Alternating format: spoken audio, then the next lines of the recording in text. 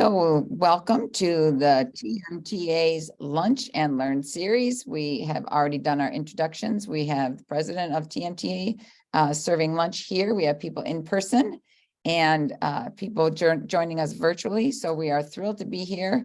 If you're joining virtually today and you're in Michigan and you want to come in for the next month, we're going to have these, Joe, you're going to have these throughout the year. Shooting for once a month. Shooting for once a month, but may take off some summer months when people are vacationing. He's got a good lunch here, so come on in and get back to networking. We want to get started here. If everyone can see my screen, we want to gear up for growth. We talked about in our promos, if you're struggling to fill your sales funnel, do you want to attract talent? How are you stacked up against your competition? People also set up some questions, sending questions about marketing and branding. How do you keep up with the big guys in SEO and on LinkedIn? What is that, an identity for a company?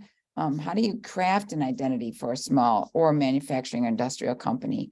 What do these things have to do with branding? They have to do, everything about your business has to do with branding. We're going to show you some examples of Michigan industrial companies and how they branded and become more successful. And we also are going to show you how you can do this, how you can, in a sense, put the shoe leather, what we're talking about into practice for your business. So we're looking forward to gearing up for growth. Our first example and the story that's going to really run through is Kirk's. Bob and Mike Kirkman, I'll show you them. They are the two on the left, closest to the logo, on my left anyway. That's Mike and Bob. Al is next to them. Al is son-in-law. They are brothers, and they are owners of they're third generation owners of Kirk's. And their grandfather, Ernie Kirkman, he's on the far right, started the company after World War II. And his son, Robert, is the one sitting down. So Bob and Mike grew up in the company like a lot of kids do in a family business. They learned the ropes really and did whatever needed to be done in the shop, painting, learning new skills. And then they went to college and pursued their careers, and they came back to Kirk's. It was something about the family business drew them. The great culture, committed team, and they worked as the family together. And then in 2013, tragedy struck, and their dad, Robert, died of cancer. So then it was Mike and Bob who took over the company. And through all of these years, the advancements that happened in technology and in the automotive industry, the company went through some massive changes. So I want to give you a little bit of background on the company, just so you can get a picture. And a lot of manufacturing, a lot of industrial companies are suffering with the same things that they did.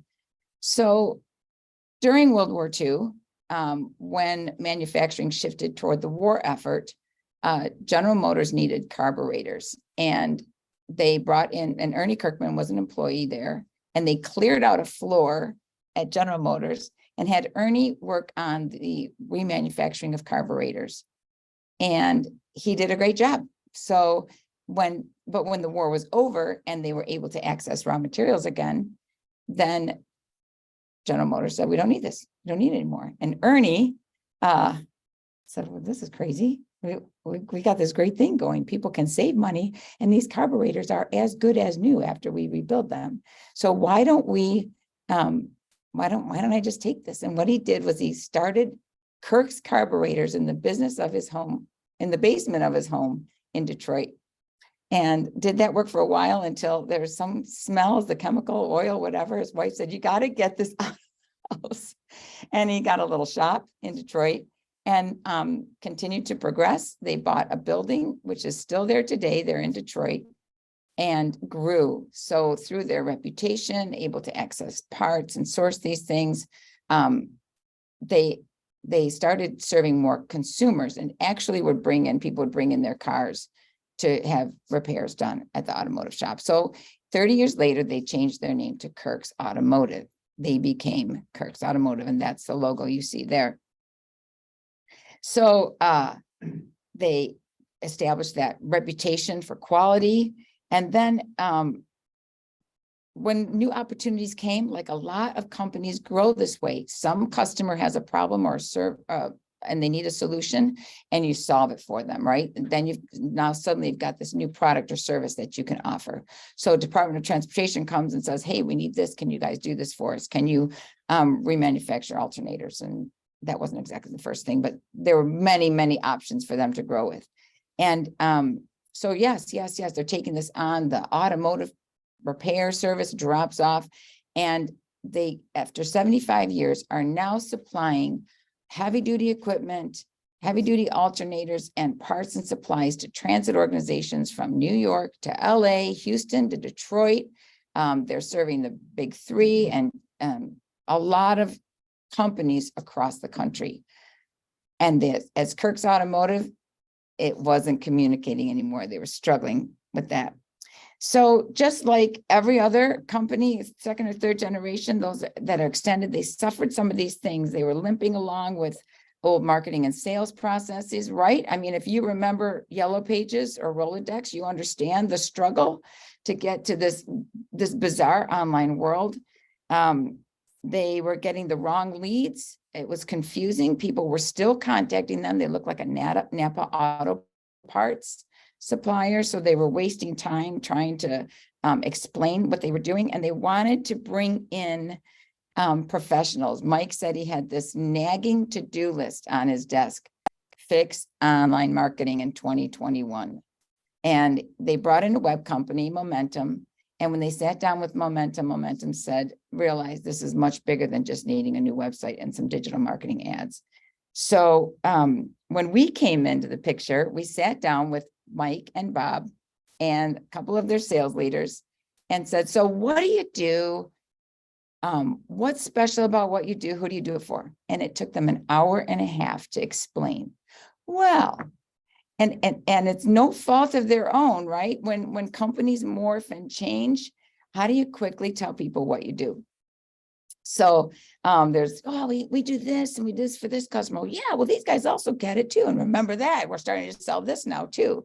So it was confusing. And how can customers and prospects know what you're doing when it takes that long to explain? So they weren't at zero. They had an e-commerce website, but it was one of those login ones. You really get to know the company. What we want to do now is show you the process that they went through. If any of this sounds familiar, even if you're a startup, a lot of this is applicable because you can have different stakeholders, different target markets. So we'll move along and start with the definition of what is a brand. So people will confuse it and think it's a logo, just a logo. That is just the tip of the spear. Your brand is everything that people see, feel, hear, touch, their whole experience with your business. It is, in a sense, it's your reputation. So let's just do a little example here. And I'm going to ask just participants in the room, what are you thinking when you see this? Just shout it out. McDonald's. Yeah, that little slip of a curvy French fries. So I'll ask, we do this with presentations around hundreds of people, and we won't do it now because we've got online and in person, but we'll ask people to vote. We'll just maybe in the room and I'll tell you what the vote is. On a scale of 1 to 10, how would you rate McDonald's? 1 being maybe 1 being low, 10 being high. If you'd give it a 1 to 5, raise your hand. Okay, over half. 6 to 10, we got a low. That is brand equity. So what you're thinking about McDonald's, you're feeling about McDonald's is what people in the corporate offices at McDonald's are concerned about. what is the experience you have? What is the reputation McDonald's has? And they're committed to be a forever young brand. They will not let an old McDonald's sit out. You don't see one. They'll plow it over. They'll make their franchisees remodel at 300,000 or more crack just to keep it forever young. If they're going to introduce coffee, they're going to do it McDonald's way. So they know that all of those touch points, and that's something that we have to remember, all of the places that we touch with our company, from our employees to our suppliers, our vendors, out there on social media, that is impacting what people are thinking about as our brand. So let's look at it another way. I'm an analogy freak. Let's look at your business and your person. An analogy to a business is like a person. So both have a name and a face, and that identifies you. So your name is an identifier and your face. The company's face is its logo. Just like McDonald's, as soon as you saw that logo, you knew it was McDonald's. Companies have, just like people, a personality and a style. So if Plant Moran is going to throw a company picnic and Harley Davidson is going to throw a company picnic, they will not be the same style, right? How do we do things around here? How is very important. That's your style, and that builds your brand. We all have a mission. Sometimes we get lost as people, but we have a mission, and so does our business. Core values that drive our behavior, and then the value that we bring. I believe that every person created has value in this world, and so does a business. And if you're not delivering value, you're not going to be in business long, right? So if you see you're in a crowded room of people, and you see somebody you know and you recognize, you've immediately identified them by their face, you'll know their name. And if you have a positive experience with that person, you have they have great brand equity with you. You want to go over and shake their hand and talk to them. If it wasn't a good experience, they don't have good brand equity with you, you'll avoid them. The same is true with our business. So we are going to have question and answers at the end. And if you can save those, you can pop them up and ask those questions. But in the room, I can see easily, is there everybody good with where we are so far? Okay. So the 2 goals of branding, keep these in mind, keeping it simple. The first goal is to build trust. If we don't have trust, no one is going to give us $1, right? And also, we can share this with you guys. So that this is going to be recorded, so you don't have to worry about taking notes. Marty Neumeyer, he is like the grandfather of modern branding, said, trust is the ultimate shortcut to a buying decision. It is the bedrock of modern branding. And we know that with reviews. I might see a product, but when I go, wow, out of 800 reviews, 789 are 5-star reviews. Trust, I can buy it with little worry. And then the other goal is to be remembered when they need us. So how do we do that? For a brand to survive and thrive, it must build an identity that differentiates it from its competition. And that was from Jack Trout, another great-grandfather in marketing, from Differentiate or Die. So when you think about how you introduce your company, we do this, we do that.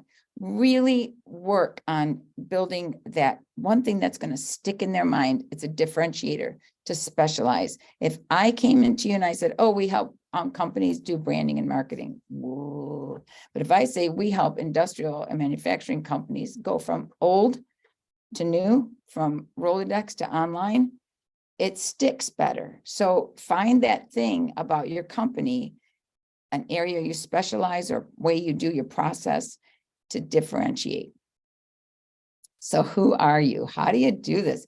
We had business owners going, what is a brand? What do you mean? What is our brand?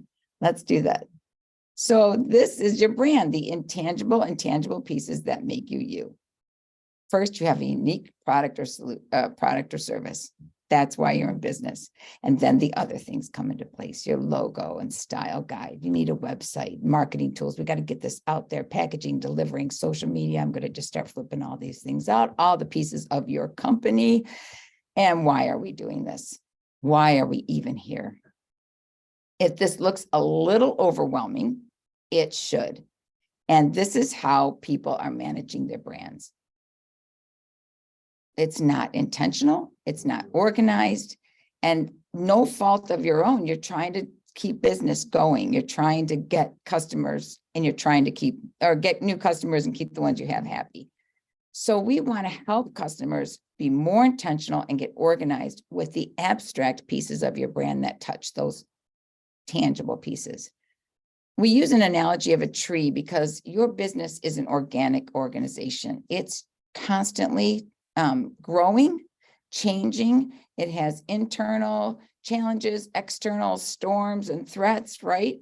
And in the same way that you are you from when you were 10 years old to where you are today, your business is going to still be your business as it is if we stay in business 10, 20, 30 years ago, but we grow, we adapt. So what is it that's going to help us be sustainable? It's building a brand with intention. And at the center of your brand is your purpose. To know why we do what we do. We're going to talk about this a little bit more. It's disruption proof, and I'll show you some examples of how it can be disruption proof. The roots of your brand, the intangibles, are your mission. And some business coaches will put mission and purpose together, and that's totally fine. We like to look at your purpose as why, and your mission is what you do to fulfill that purpose. And then your vision. Now, we all have visions for growth and revenue, maybe new products or services we want to offer. But in this respect, it's your vision on how you're going to impact the world that backs up your purpose. How is the world different by the work we're doing? And that is so meaningful. Even today, more than ever, people complain about Gen Xers, Gen Yers, Gen Zers, who want to know, does my work have meaning? We can get every job meaning on it. We'll talk about that too. Your core values that guide your behavior with your team, your employees, your vendors, and key differentiators. We just talked about that sets you apart. And your brand promise, that is the unique thing you do consistently for every customer. Once you have all of these aspects and you've codified them, they inform the rest of it, the tangible pieces, everything from your website and your logo to customer service, how you invoice, how you deal with your suppliers. It all comes together. It's really exciting to see this happen. And so how do you make this work? We take those intangibles and we put them onto one page and we call it a brand blueprint. You could do this right now with the pieces that you have to get everybody on the same page. And we have clients that have had these for years. They blow them up, big posters, and they use them for internal onboarding, training, how we want our customers to feel, how we want our team to feel. We had one company owners spent an hour and a half working on picking out the 9 feeling words they wanted their team to feel. It was very important. We want them to feel respected. We want them to feel listened to. We want them to feel empowered to make decisions. We want them to feel in a sense like they're owners too.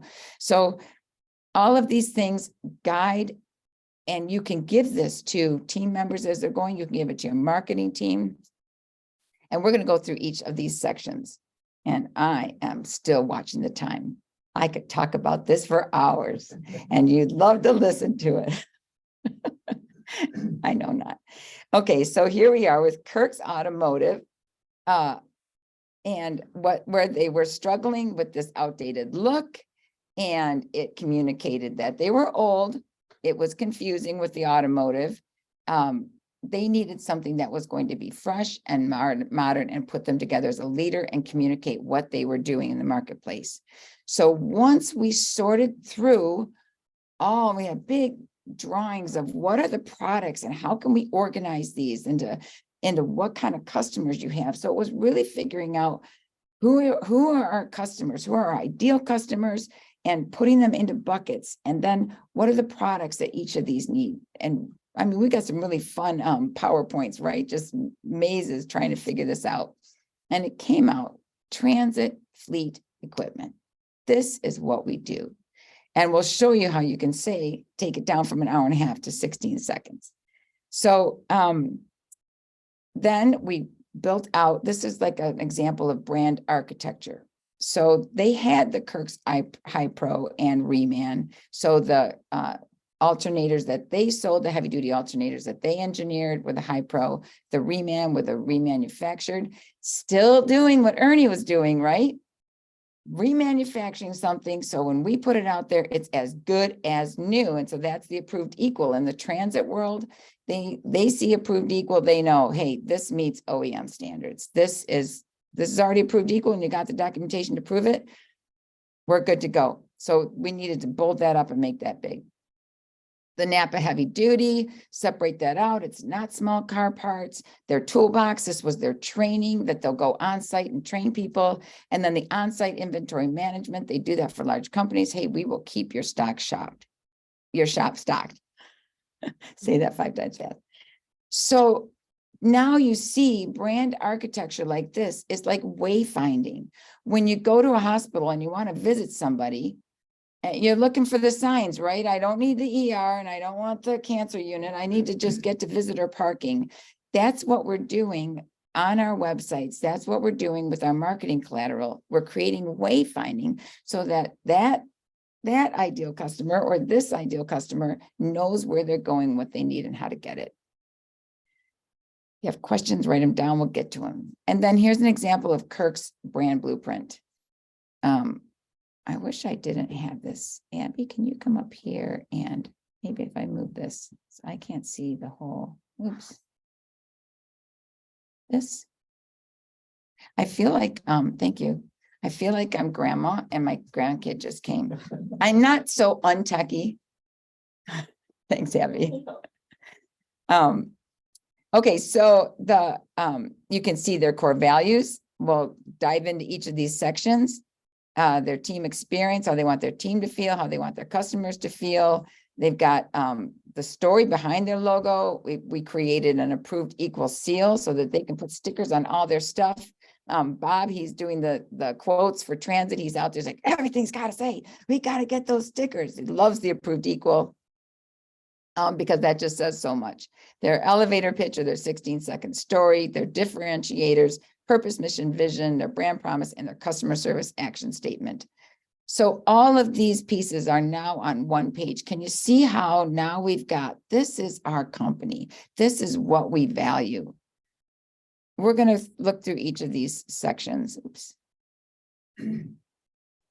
So on the purpose, mission, and vision, I'm going to really focus on the purpose. Your mission is what you do to fulfill your purpose. Your vision, we talked about that, is the impact you're going to make. This, I think this illustration helps explain it. So your road you're on, this path represents your business. And where you're headed toward is the sun. I don't know if you can see them, but there's little, what are those called? Road bumps? Speed, no, they're the edge things. That's not speed bumps. Someone online knows it. Rumble strip. Thank you. Those represent your core values. When we say this is what we value, no matter whatever comes, if we're going to lose money, if we're going to risk something, we are going to stick to our values. We're going to stay true to these things that we've said we value. They keep you aligned and you don't go off just because you can make some money fast over here. And then we have goals. Goals are short term. They get us toward that vision. And the question I want to ask is, why this road? Why? Why not another road? Why not another business? We can think I'm here to make money. And of course, our businesses better be profitable. That's just being a faithful business owner. But why this way? And when you take a little bit of time to dig and discover, you find out, well, you didn't just happen to land here, or maybe you did, but why did you stay? And often we find when people dig a little deeper, they go, wow, I thought I came here by accident, but I do like this about this. And this aligns with me personally, what I love and what energizes me. And when you can nail those things, why I do what I do, what is my passion behind this business, you can tell other people about it. You can bring other people in. You can get them excited about the vision and the purpose of your company and that it's meaningful. And then we can all live happily ever after. That's the sunset. So I hope that helps explain mission, vision, values, and purpose in a way that you can think about them and make that useful to you in your business. If we don't have purpose, if we don't have meaning in our work, we are just like a gerbil on a wheel, really. If you want to, and I've heard this in concentration camps, prison camps, they will use it as a source of torture to give people meaningless work. Okay, you're going to break this pile of rocks, you're going to move them over here, and then you're going to move them over here. We're not doing anything with those rocks. To be demeaning or to lack meaning is a form of torture. And I believe we can give every single person on our team, no matter what their job is, meaning in their work. So getting back to our purpose and why we do what we do, I've got a cautionary tale. George Eastman was an inventor, and he invented shelf-stable film. Many of you already know this story. And then he needed to sell shelf-stable film. And so he invented the Brownie camera. He disrupted an industry because you used to have to get a photographer to take your pictures. Now anybody could take a picture. So George Eastman wasn't a film maker, camera maker in a sense. He was an inventor. And George Eastman built out these labs, this amazing research facility in Rochester, New York. And they patented, I forget now, over 100 patents, Kodak. They developed touchscreen photography. They were taking pictures for NASA. And they invented the DSLR camera, digital camera. And when it was brought to the C-suite, they said, no, we are not going to market the digital camera because it'll chew up our film sales. We're about Kodak film. So if you remember the Rolodex and you remember the Yellow Pages, you remember Kodak film, right? Well, then Fuji film came in and Fuji was cheaper and just as good, and who cared, right? They missed the opportunity because they were going after that revenue stream. They forgot what they were. It wasn't clear. They weren't a film company. Kodak was an inventive company. Kodak is a technology company, and they went bankrupt numbers of times. I don't even want to, how many times. And now the government has infused some more money in them for them to do some more research. But Rochester, New York, at one point we drove through it and it was like a ghost town. Very, very sad. Had they known and nailed why we're here, why we're doing what we're doing, we're here we're a technology company, and we want to help at least we want to help people capture moments to share. If we would have said our brand promises, we're going to help you capture moments the best way possible so you can share those or keep those. When the digital camera came along, they would have, whoa, look at the opportunity. Let's think about this. If they would have done that, then we would probably be FaceTiming on Kodak phones, right? So it's so important for us to know and take some time to really dig about why we do what we do.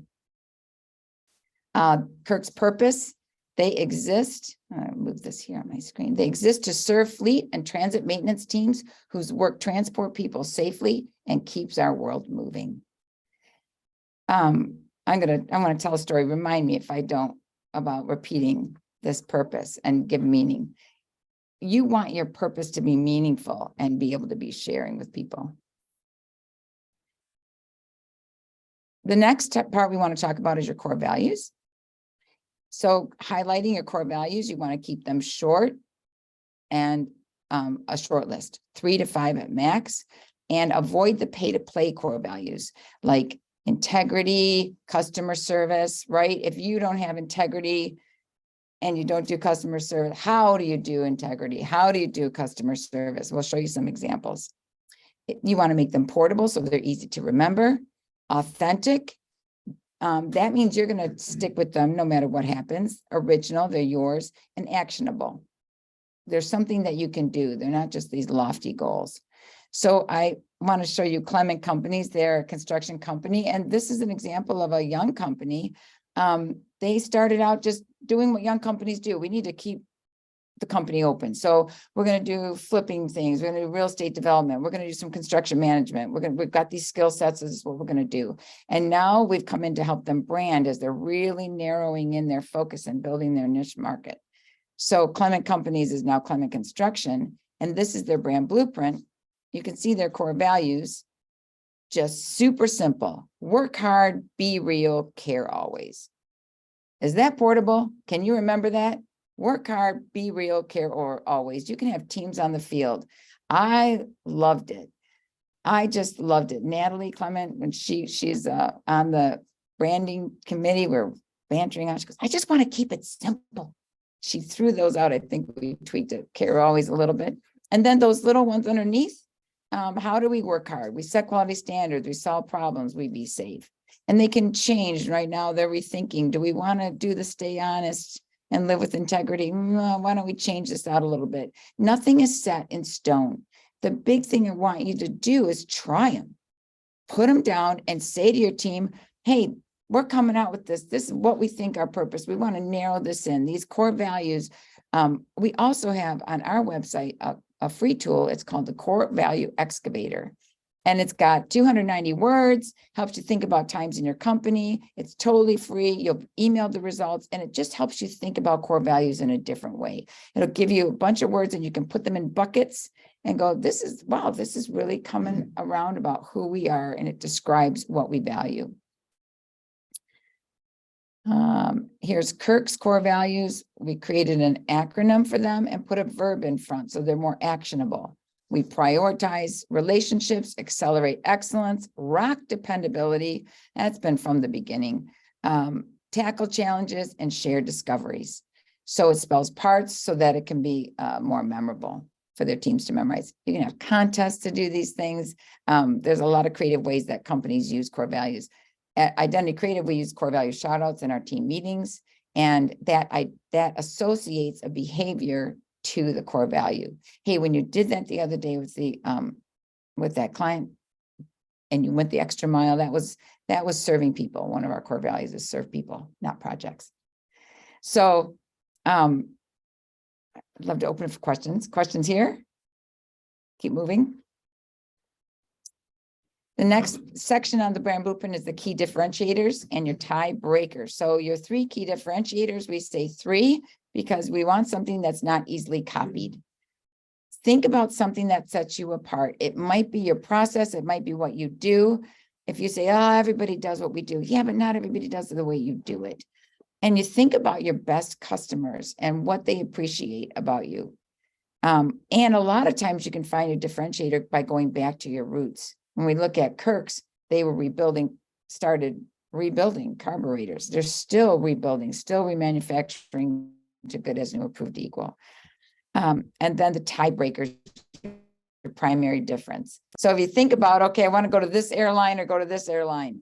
If we said, well, we've got seatbelts and we train our pilots and you get a snack. Wow, that's not a tiebreaker, right? Well, what is it that we can offer that's going to set us apart and be a tiebreaker? Free movies. I don't know, is that common now? Pretty much. So here's an example of key differentiators I want to show you. Augie's, they pretty young company, a good story from the past, but you can see how this logo, the impression they're creating, makes them look small. They look like janitorial services. There's a lot of problems with this logo. We won't get into that. That's part 2, what makes a good logo. Now they're Augie's Building Services, and there's a reason behind that sunburst there.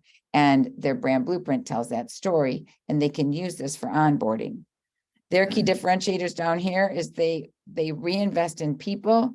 They have healthy and effective solutions, and they're trusted among vendors. So it's really important to get the supplies to buildings that they need. So they work great relationships with their vendors. So that was an important thing. We can get the supplies you need when you need them. I love the reinvesting in people. They want to give people a second chance. So if you come out of prison, you got a record, we want to help you. We want to help you start life over again. Matt Bazell is a business owner with a giant heart. And this is like his mission, his ministry through business. So they want to shine. And their core values, I just have to pop back over there for a minute, create another acronym: service, honor, integrity, noble, extra mile. And they have sentences to explain what those mean. Key differentiators. Not a lot of cleaning services, commercial cleaning services can say that. That really sets them apart. And the other thing about being niched and setting yourself apart in this way, we tend to think about doing business with everybody. Like, I got to do business with everybody. You can't do business with everybody. That's not even conceivably possible. But you want to attract your ideal customers. You want to attract those customers that you work really well for and you can deliver great service for. I think about if you have a piano and you've ever had it tuned, the tuner will come and they'll hit one note, and that one note of all the strings in the piano will start to resonate. It just attracts. So when you're sending out this message, when you're living your best brand, this is who we are and we're proud of it unapologetically. This is what we care about. This is what we do. You attract like-minded people, like-minded customers that also value those things.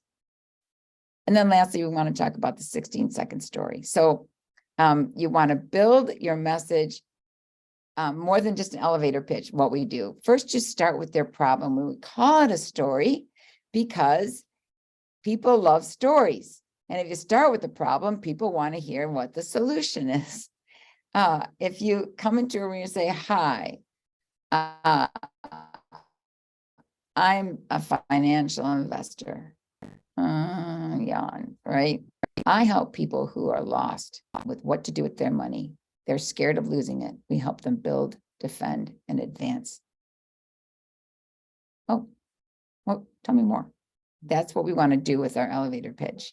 I sell insurance. Run away from you. I'm a business lifeguard. Really? What's a business lifeguard? Well, people work really hard for their businesses, and sometimes they get lost in the waves. And I'm there to make sure I know the storm's coming and I can guide them through that. Well, tell me more. So when you've got something that puts that little sticky piece in their brain, we want to start with that problem because it creates a story loop that says, what's next? If I said, I'm going to the store after this, you'd be like, okay. If I said, oh my word, you would not believe what happened when I went to the store. You're waiting, right? That's what we want to do with our elevator pitch, or our 16-second story. Then you slip in your solution and their happy ending. You can do that in 16 seconds. So I'm going to show you an example. This is Kirk's 16-second story. Fleet and transit teams need reliable parts, yet they are stuck between expensive OEM parts or unreliable repairs. They're stuck. Now, if you're in the fleet or transit world, that's going to resonate with you. If you are, if you sell nail polish, you don't care, but that's okay because you're not my ideal customer, right? So now we've got a problem and we've identified right away whose attention we want. If you're in the fleet and transit world and you need reliable parts, yeah, that's me. Yeah, I do feel stuck. We could also adapt this to some other issues too, and depending on the crowd you're with or the audience. Here's my unique solution. Since 1946, Kirk's has been getting people out of that parts trap. We build, remanufacture, and source reliable, approved equal parts and partner with you to make it easy. Now, what's my happy ending? Our customers get the total package to confidently keep them moving. Remember their purpose? We keep people moving. We keep people moving. We keep maintenance teams moving. They're not stuck. They're not waiting for parts. We can supply your shop with a single purchase order. We are your partner for parts. And then you can adapt this. So we help fleet and transit. If I'm in a meeting with somebody, we help fleet and transit teams that need reliable parts, but they get stuck in the parts number maze. Call us, talk with the person. We've been sourcing parts for people. We can help you get the part you need. We understand that world. So look at this compared to the hour-and-a-half explanation of what we do. In 16 seconds, we can say what we do. Is this memorizable? Can people memorize this? They absolutely can. We know of one company that the CEO went around with $5 bills in his pocket, and he had a decent sized team. And he said, whoever wants to say our story today, I'll give you $5. So people were memorizing it, just get $5. Just $5. He goes, that was the best $300 I ever had, because he started hearing people on the phone share it. So we'll talk about this a little bit more about building your message in part 2. That is with the story brand. So I'm excited to tell you about that. What can go wrong? What can go wrong is when companies don't recognize the importance of their purpose, mission, value, and they don't make them compelling to hearts and minds. And here's another thing, they develop this brand blueprint and they don't use it as a critically vital business tool. They don't keep it in front of their business. You want to keep it in front of your business. If Kodak had the brand blueprint and kept it at that C-suite and said, wait a minute, we're a technology company. What are we doing? What are we doing sending the DSLR? Actually, they sold it to a company named Apple, who introduced it in Japan. And we are still using that technology today. Isn't that crazy? Can you imagine? Like, fire the guy. He's not probably alive anymore, but can you imagine throwing that away? So here's the good news. Every company can have a CRO. That is your chief repeating officer. Now, I remember the story I wanted to tell. As business owners, are we ending at 12:45? Good. This is the phrase I've come up with. I think we have, business owners have low business self-esteem. They really think no one really cares about this stuff in their business. They just want a good paycheck. They want good benefits. That is old school thinking. They really do care. They really do love values. We were working on a core value workshop with one of our clients, and this high functioning, super smart, very successful CEO said, this is really important. And Abby, one of our team members, young, said, can I just say, we do core value shout outs in our team meetings, and they really help me. They really help me see that our core values are part of our business. And I get encouraged. I like looking forward to sharing those core value shout outs with somebody else. And I like getting shout out. It does reinforce what you do. So don't be bashful. And I know too, as a business owner, you kind of do struggle. Like you feel like you're repeating. But how else do people get things in their brains? How else do we infuse this into our culture? How do you get kids to say please and thank you? 5,000 times you say, how do you ask? How do you ask? What do you say? Right? So we repeat it over and over again. I was talking, this example of the low business self-esteem. I'm not judging. I think we have to get past this. In a call with Mike Kirkman. So after the whole launch and the rebranding, some months had gone by, and I said, so how are you doing using this language in the company? You know, we don't want to fall into we did the brand blueprint thing, and now it's just on the wall somewhere. And he goes, oh yeah, not so well. And I said, well, are you talking about it in the shops? And he goes, no, they don't care. I don't really think they care back there in the shop. I said, Mike, if you went back over to Joe in that back room who's sandblasting cores, and you say, hey, Joe, I just want to tell you thank you for what you're doing. And that core is going to be on a bus someday, and it's going to be taking people to work. Some single mom is going to be putting food on her table, maybe in Houston, maybe in Seattle, because of the work you're doing. So thank you for that. Walk away. How do you think Joe will feel? I don't know. I could get shivers on my goosebumps. That's so awesome. So it doesn't matter. Do say it over and over. Someone is the brand ambassador. Someone needs to be, and it's really should be the leader, the leadership. I've got nightmare stories of companies who don't, who let the marketing team do this stuff, and it doesn't come from the leadership, and people can tell. It's sort of like mom and dad saying, don't drink and don't smoke with a cigarette and a drink in their hands. Do as I do, right?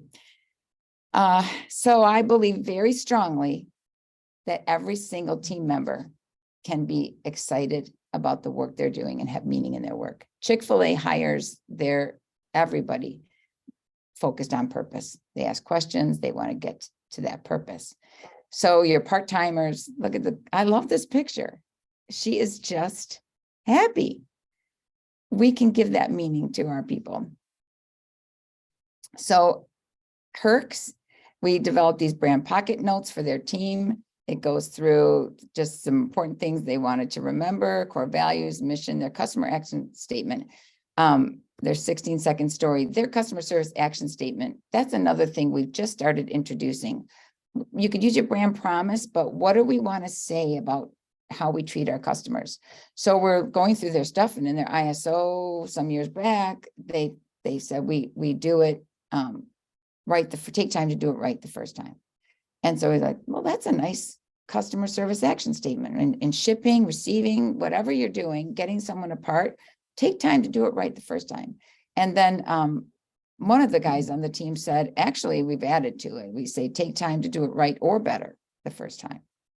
So we're like, let's run with that. If you say that, if you just said that around this place over and over again, that is golden. So I just want to wrap up that story that Kirk's went from being a patched up, confusing brand to being clear and focused. They went from looking outdated and old to having a brand that looked modern, strong, that positioned them as a leader in their market. They went from wasting time explaining what they do, how they do, for whom they do it, to knowing, being very able to take on opportunities as they come. They were done. They had ineffective methods to attract talent. Now they've got a compelling look and message to attract talent. They went from having that, from Mike, that nagging thing. I've got to get our online marketing up to speed. Now it's done and it's successful. They went from being overlooked and forgotten through, now they've got email marketing, they've got a sharp newsletter, letting people know what they're doing, what trade show there's going to be at. They get the leads from those emails. They are no longer overlooked. They're being top of mind. In their first year since rebranding, they had an increase in revenue, 30%. That is a serious increase in revenue. It's clear, it's focused, we're out there, people can see us and they recognize us and know who we are. So when we introduced all of this, when we do a rebranding, and you can do this for yourselves when you have a schedule an internal launch. Oh, and those books, could you hand me I think I want to show you those because we were going to give those to, thank you. We have these, I'm going to get to those at the end, but an internal launch and an external launch. Let your team know about what's happening before you let the world know, and then you schedule those dates. So we had the internal launch with the Kirk's team, brought the employees in, let's get pizza. I had a cake with their logo on it, cookies with their logo on it. This is the new logo. This is the fresh, this is the brand blueprint. Here are your pocket notes. And we talked about the purpose. We talked about what they were doing and the impact that they were having in the world and the vision for Kirk's to impact the world. You could see people's shoulders they went from, what's this meeting about, to laughing, chuckling, sitting taller. We got a picture of this at the end. It was inspiring to see the energy, the camaraderie that was being built through that. So it really it does work to build the intangible pieces and take time to clarify what those are. Tweak them, nothing's carved in stone. Try them on and keep them better. Okay, got to take them out because it's just so distracting, but they are just such a fun, neat group of people. They really care about each other. I'll go work there if I ever get tired of working on an identity. So we have a question and answer time. People can put questions in the chat. And Abby, you could tell me. Well, they're in there. We have some from the survey. Can you If you want to pull it up in the chat. can you just pull them up and then ask what they are? Then I won't get distracted. Sure. We want to better understand how to identify a small company. We want to better understand how to identify a small company's identity or brand. Yeah, so I did know that question and I hope that that got answered. And also we want to say too, if your time is crunched and you have questions that you didn't feel you could ask, or you want to talk more specifically about your company, anytime you sit through one of our presentations, like you get a star. So you call us. We'll shoot the breeze. We're not going to set the clock, we'll spend whatever half hour you got, whatever, an hour, talk about your brand. What are the frustrating parts? Look at your website, talk about your message. No obligation. We're here to help you. We are motivated. We love the idea of the American dream. And we know that 80% of companies in this country are small businesses. And we're kind of tired of the big corporate guys just kind of shooting their, throwing their weight around. We really want to see, I call them the drive-by buildings, industrial manufacturing. As a kid, they're just the drive-bys. You don't even know. They make our world. Industrial companies, manufacturing companies are making our world. And we want to help Michigan companies really knock it out of the park and thrive, not just survive. Another question. What are some ideas for front of a website to engage and not lose website visitors? I don't know if you could hear that. What are some of the ideas that you can use on the front page, your homepage of a website to engage and not lose visitors? That is an excellent question. And that is going to be covered in part 3, but I'll answer it quickly now. In part 2, we're going to talk about crafting your message. You want to have language they understand. That was, that's what Kirk's was, the parts trap. Like, oh yeah, you go to Kirk's.com. Well, that was another cool thing. They negotiated to get Kirk's.com. That URL is important. So they wanted, when people come, you want them to go, this is language I understand. This is my problem. So don't list out just all your services and what you do. Start out with their problem. If you're having this struggle, we can solve that. Your website, your homepage is there. It's like walking in your office. This is how we get to know you. So how do they not go away either is a lead generator. And we're going to talk about that in part 3. A lead generator is something so desirable that they want to give you their email for it. And you give me your name. You guys are in businesses. You're not like selling shampoo. So don't just sign up with a chunk email. Say your first name, last name, business email minimum. You could put the business, you could put the phone number. We just started add your phone number. If you want to talk, if you want to learn from us, connect with us, give me your phone number. So put that on there. That lead generator is that opt-in that gives you permission to contact them, to email them. I think checklists are great. Something, because you can get an article, the internet's full of information, but if this is really a valuable tool, and I'll show you in part 3, some really valuable opt-ins that we've done for people. So capture them when they're there. Any other questions? Just talking about LinkedIn and SEO. LinkedIn and SEO part 3. So we're going to have Momentum is a website company that specializes in website and SEO and digital marketing for manufacturing industrial companies. We're going to have them in part 3, and Jimmy is going to talk more about that in detail. But LinkedIn, we just posted a blog about your social media. Raise your hand if you love social media. Like most of us are like, well, fine, I might go on to check something, but I don't want my business. If you invest $1 in a trade show, you should be investing in social media. It is your 24/7, 365 trade show. And people are complaining about finding talent. And you go to their LinkedIn page or their Instagram or their Facebook, they don't have one, or it's old.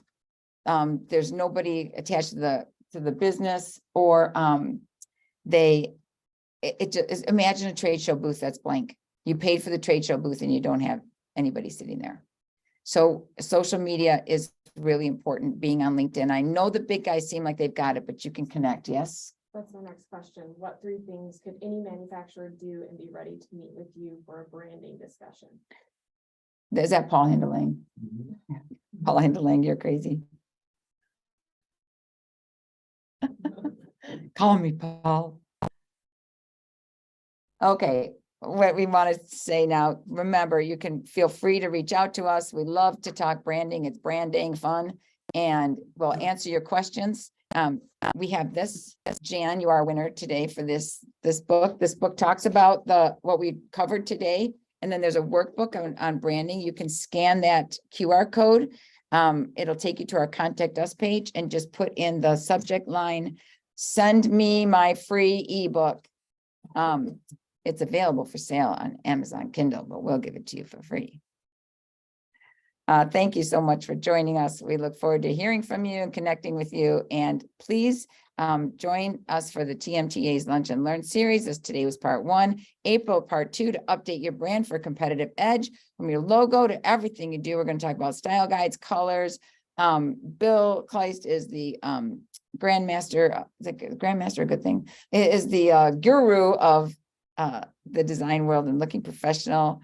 Your sell sheets, how to set it up on social so everything looks beautiful. And then in May, we're going to talk about launching. That's your vehicles, from your vehicles to your website. We want you to connect with customers and grow. Thank you so much for joining us.